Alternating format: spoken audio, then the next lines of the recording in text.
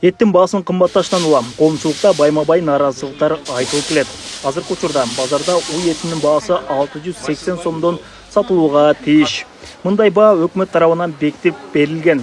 Бирок эт саткан дүкөндөр аталган баада сатуу өтө эле арзан болуп жатканын билдиришет. Soyulgandan keyingisini çıkarabız da. Soyup verir. Например, 650-670'den soyup verir. Oşu 30 som, 20 som koy satabız da. Fermerlar bağıyatkan yem, haşak, o'shalar to'g'ri kelsa, ularga inak go'shti arzon tushadi. Ularga ham ular olayotgan kunjara misol uchun 35 so'm, 40 so'mdan olib yedirsa, ularni soldirgan prosenti qimmat tushsa, to'g'ri kelmay qoladi. Ушуга жараша баа өйдөлөп турганда. Ha. Agar o'sha o't ko'p arzon bo'lsa, inak ham bu yoqqa ham arzon tushadi. Aka kasaplarga kilosiga 10 so'm 15 so'mda qoladi aka. Bu kasaplar chechpaydi aka bahsini. Ko'tarish tushishini kasaplar chechpaydi aka. Aka 680'dan pasti buqalar 680-700 geçen soyuluyotatdi da. Al buqa soyup atабыз ancha. Kunajinдар ham qimmatli dag'i o'zi qo'shilib atadi senalari. Этке болгон баанын өсүшүнүн негизги себептеринин бири инфляцияга байланыштуу болсо, дагы бир себеби тоюттун кымбатташы. Ушул факторлордун эсебинен мал жандыктын баасы кымбаттап, ошого жараша эттин баасы да көтөрүлүүдө. Ушул мезгилге чыдашыбыз керек. Себеби бул өтүп кетет. Өтүп кетет. Дайым эле мындай болуп турбайт. Мисалы, өкмөт антимонополия аракет кылып атат. Элди кыйнабайлы, хронометр жүргүзөлү, бааларды ордуна коелу, элибиз кыйналбасын, жебишсин деп аракет кылып атат. Бирок азыр эми период ушундай болуп атат.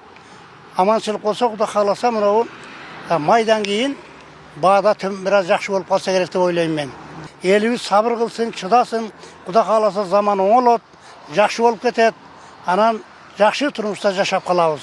Азыр болбогон жерден эле проблема чыгарып, болбогон жерден ойду тоон сүйлөй бергендин кереги жок. Монополияга каршы жөнгө салуу кызматы эттин баасын туруктуу кармоо үчүн тынбай рейдтерди жүргүзүп, сатуучуларга эскертүүлөрдү берип келет. Бирок баардык азык-түлүк баасы өсүп жаткан учурда эттин баасын туруктуу кармап турууга канчалык мүмкүн? Жем, чөптөрдүн кымбаттаганында болуп турат. Азыркы мезгилде малдардын баардыгы кол карап, үйдө чөпкө, жемге чыгым болуп жаткандыгы айтып атат. Анан дагы бир жери бул касапчылар менен сөчкөнүбүздө алардын чыгымдары, жолдук чыгымдары, транспорт чыгымдарын алганда ушундай өскөндүгү байкалды. Эгерде өскөн, жогору коюлган баалар болгон болсо, алар менен акылдашып, түшүндүрүштөн жүргүзөбүз. Жок, аны кайра дагы жогору койгон болсо, бизге айыппул салууга алып келет.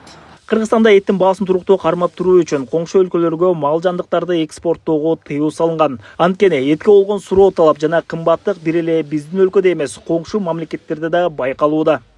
Уй этинин баасы башка мамлекеттер менен салыштыруу. Өзбекстанда 103 000 сом, биздин сом менен алганда 740 сом. Казакстан 4500 тенге, биздин сом менен алганда 800 сом. Тажикстан 100 сомоне, биздин сом менен алганда 936 сом. Армения 4700 драм, биздин сом менен алганда 1098 сом.